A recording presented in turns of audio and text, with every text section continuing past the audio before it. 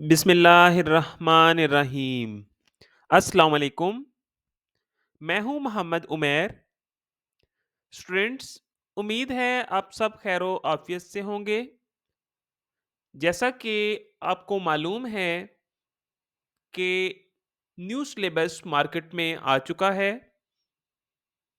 आज हम new syllabus physics chapter number 1 physical quantities and measurements के टॉपिक 1.12 की तरफ बढ़ेंगे, जिसका उन्वान है precision and accuracy.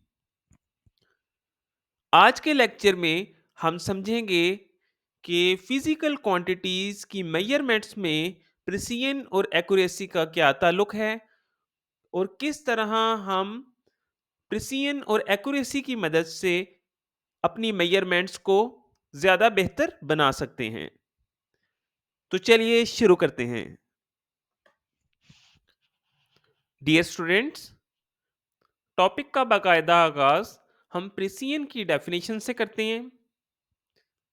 Precision refers to closeness of measured values to each other. Precision is about being able to repeat measurements and get similar results each time.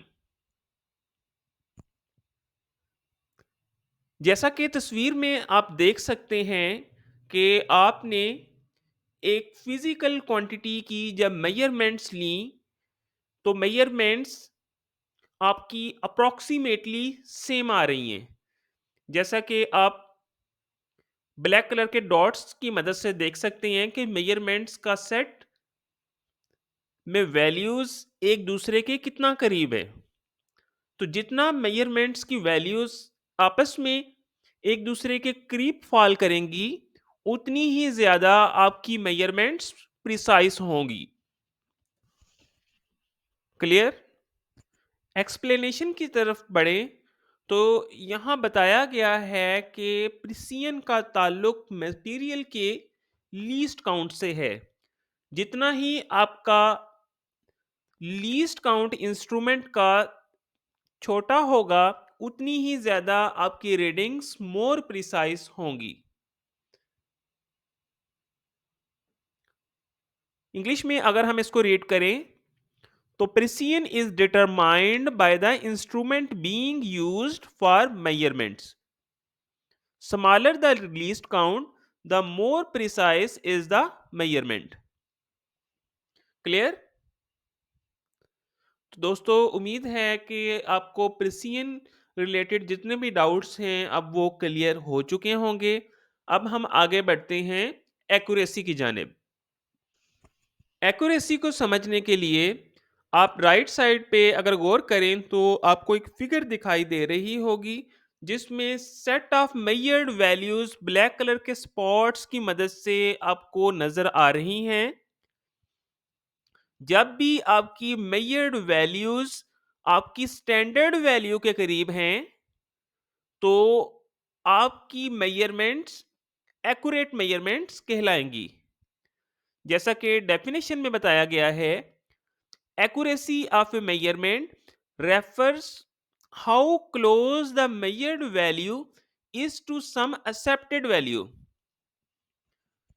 अब अगर हम देखें तो सेंटर में हमारे पास जो है एक्चुअल वैल्यू इसकी लाई कर रही है, और आपकी जो मेजर्ड वैल्यूज हैं वो ब्लैक कलर के स्पॉट्स की मदद से वो भी बिल्कुल सेंटर पर ही फॉल कर रही हैं। अब वैल्यूज प्रिसाइज भी हैं, क्योंकि तमाम मेजर्ड वैल्यूज आपस में एक दूसरे के करीब हैं। इसी तरह ये वैल्यूज एक्यूरेट भी हैं, क्योंकि तमाम वैल्यूज स्टैंडर्ड वैल्यू के बिल्कुल करीब लाई कर रही हैं। अब हम इसकी एक्सप्लेनेशन की तरफ बढ़ते हैं, जिसमें बताया गया है the accuracy of a measurement is reflected by the number of significant figures. किसी भी मेजरमेंट में जितने भी सिग्निफिकेंट फिगर्स ज्यादा होंगे, उतनी ही ज्यादा आपकी मेजरमेंट एक्यूरेट कहलाएगी। क्लियर? अब हम एक और एंगल से इसको स्टडी करने जा रहे हैं। तो चलिए आगे बढ़ते हैं। Difference between precision and accuracy. अब एक तस्वीर की मदद से हम प्रिसिजन और एक्यूरेसी के कॉन्सेप्ट को मजीद क्लियर करेंगे। जैसा कि पार्ट ए में देख सकते हैं कि आपकी जो टारगेटेड वैल्यूज हैं वो आपकी ट्रू वैल्यू के बिल्कुल ऊपर फॉल कर रही हैं, बिल्कुल उसको फुलफिल कर रही हैं। तो इस केस में आपकी जो है एक्यूरेसी हाई आएगी। तो ऐसी मेजरमेंट को हम बोलेंगे मोर एक्यूरेट एंड मोर प्रिसाइज। दूसरे एंगल से अगर इसको देखें तो वैल्यूज एक दूसरे के भी करीब हैं और ट्रू वैल्यू के भी करीब हैं।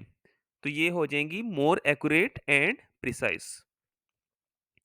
केस टू में अगर हम देखें तो वैल्यू आपकी ट्रू या टारगेटेड वैल्यू के करीब नहीं है, पर वैल्यू आपस में एक दूसरे के करीब है। तो ये लेस एक्यूरेट होंगी, पर इसके साथ साथ ये प्रिसाइज होंगी। प्रिसाइज इसलिए होंगी क्योंकि ये एक दूसरे के करीब हैं। केस थ्री में अगर हम देखें तो वैल्यूज जो हैं टारगेटेड एरिया के थोड़ा करीब तो हैं, पर आपस में एक दूसरे से बहुत दूर हैं। तो टारगेटेड एरिया के करीब होने की वजह से या ट्रू वैल्यू के करीब होने की वजह से ये एक्यूरेट तो हैं, पर आपस में एक दूसरे से दूर होने की वजह से ये होंगी लेस प्रिसाइज।